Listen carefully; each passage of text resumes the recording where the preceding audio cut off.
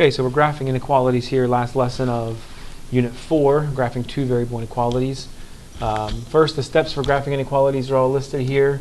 What I'd like you to do before we even begin is determine if the line will be dashed or solid. So back in Unit 2, we talked about inequalities in single variable. Remember that dashed line here, that's an open set. All right, so we used open circles in previous units for that, but it's two-dimensional now, so you can't just draw a bunch of open circles. So we're going to use a dotted line, such as this one, okay, to represent open set, which means the boundary is not included. The points on the line would not satisfy the inequality. Or we're going to use the greater than equal to, less than equal to solid line. That's a closed set.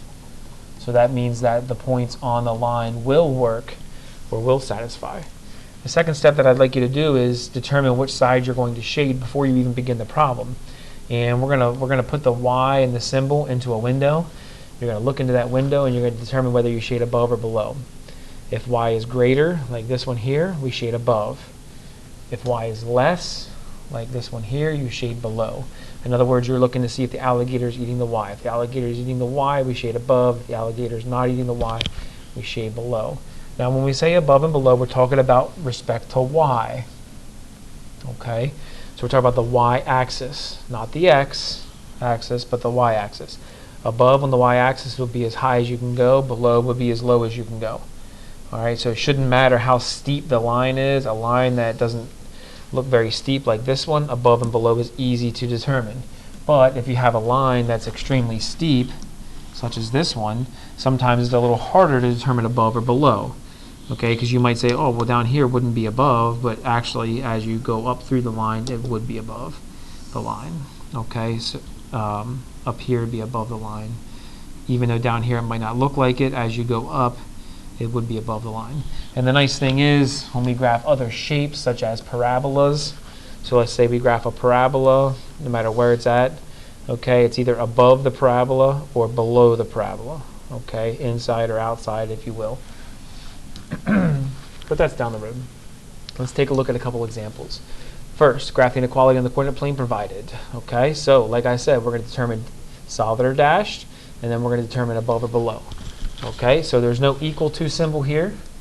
All right, so that's an open set. So dashed line. Before I even start, I want to determine this. Then I'm going to put the Y in a window. And I'm going to say, okay, is that Y greater, Y less? That is Y greater. So we're going to shade above. Now I graph my line. I can graph my line using any trick that I'd like. I can make a table. I can use graphing shortcuts. It's up to you. So my starting value is -5. That's my begin. My slope fraction says up 4 over 3. I can do that as many times as I like. And then I draw my line. Now you're going to want to use a ruler.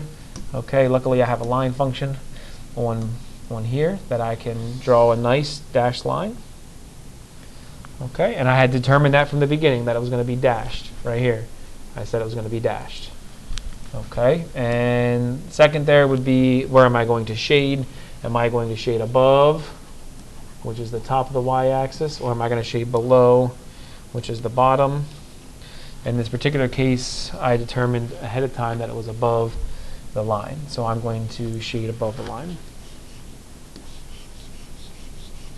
Now, when you shade, I said this during ME.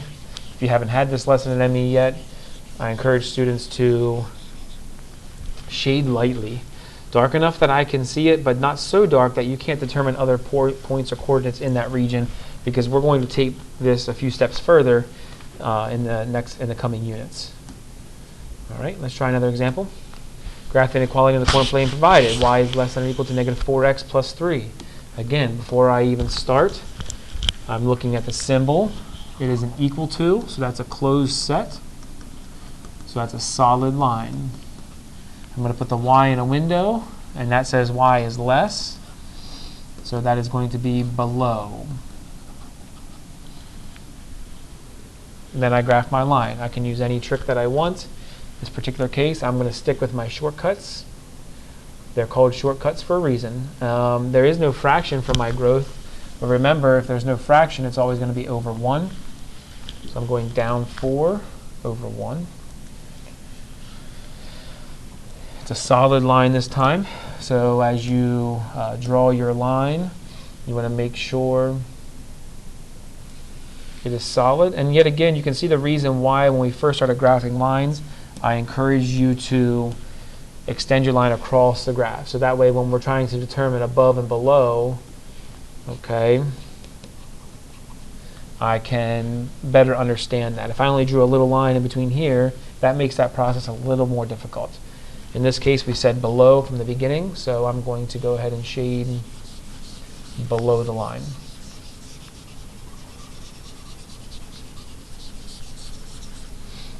All right.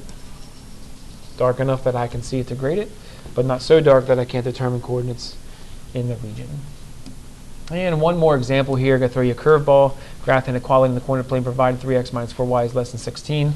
So I can determine, yes, I can determine that it's going to be dashed based on the symbol. However, when I put the y in a window, okay, there's a lot of things with the y here. So I can't put the y in a window until the y is by itself. Okay, so if I'm going to utilize that strategy, I'm going to need to get the y by itself. All right. So let's see here. That will be option 1, is to get y by itself. So if I have 3x minus 4y is less than 16, I would solve that for y. Option 2 would be to graph it first and test a point. So I'm going to go ahead and show you option 2, all right, since we already have done option 1 a few times.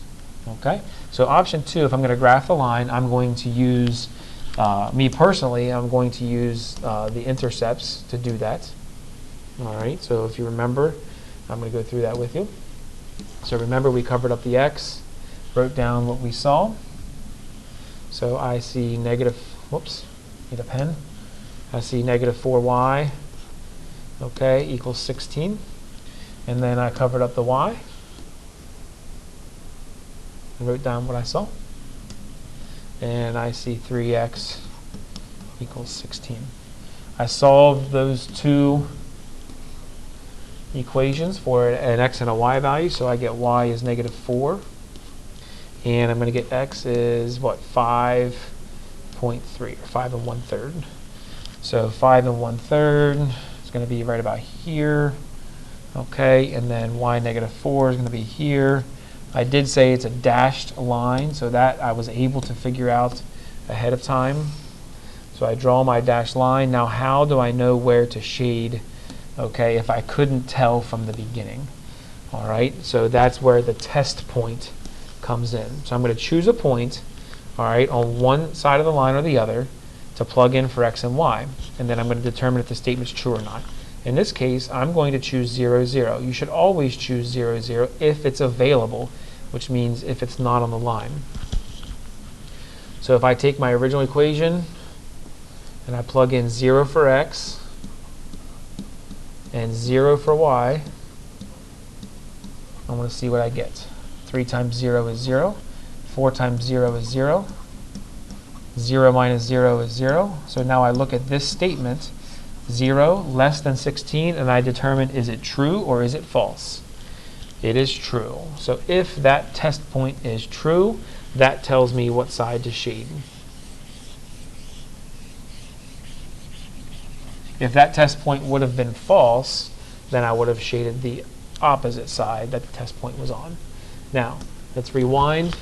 If I had stuck with option 1 and gotten y by itself, because when you look at this, if I try to box that y, that actually says y less, right? But I shaded above over here.